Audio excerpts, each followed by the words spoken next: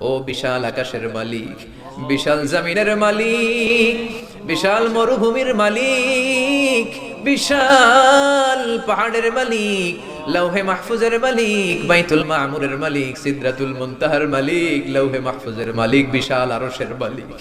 তোমার আকাশ বাতাস, তোমার চন্দ্র সূর্য, তোমার পাহাড় পর্বত আরশের তুলনায় আমাদের হাত দুইখানা বড় ছোট্ট গো আল্লাহ।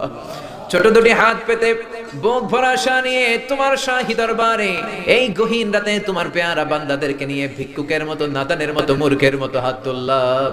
আমাদের হাত দুইখানা কবুল আর মঞ্জুর করে দাও।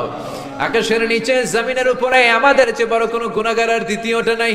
এমন কোনো গুনাহ নাই যে আমরা করি নাই, সগীরা কবিরা, জেনে না জেনে, ইচ্ছায় অনিচ্ছায়, শিরকি বেদাতি, বন্ধুর পাল্লায় পড়ে, শয়তানের ধোঁকায় পড়ে হাজার হাজার গুনাহ করেছি। তোমার দরবারে আমরা ক্ষমা চাই, তওবা করলাম, আমার জীবনে গুনাহ করব না। রব্বুল আলামিন আমাদের মাসুম বানিয়ে আমাদেরকে তুমি মাফ করে দাও। আমাদের আব্বা আম্মা, দাদা দাদি, নানা নানি, চাচা চাচি, খালা খালু, মামা মামি, শ্বশুর শাশুড়ি, পাড়া প্রতিবেশী, দেশি খেসি, সবাইকে তুমি মাফ করে দাও। আমাদের যত আত্মীয় স্বজন 3.5 হাত কবরের বাসিন্দা, তাদের কবরগুলোর জান্নাতুল ফেরদাউসের বাগান বানিয়ে দাও।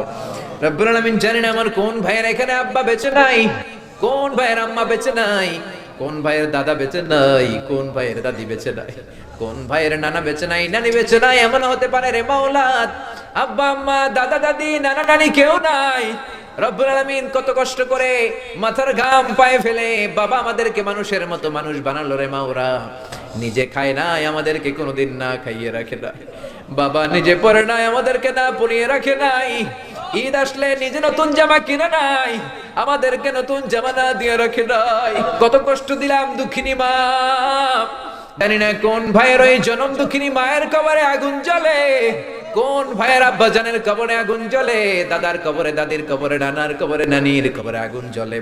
আব্বা আম্মার কবরে তুমি আযাবে দিও না, দাদা দাদির কবরে তুমি আযাবে দিও না, নানা নানির কবরে তুমি আযাবে দিও না।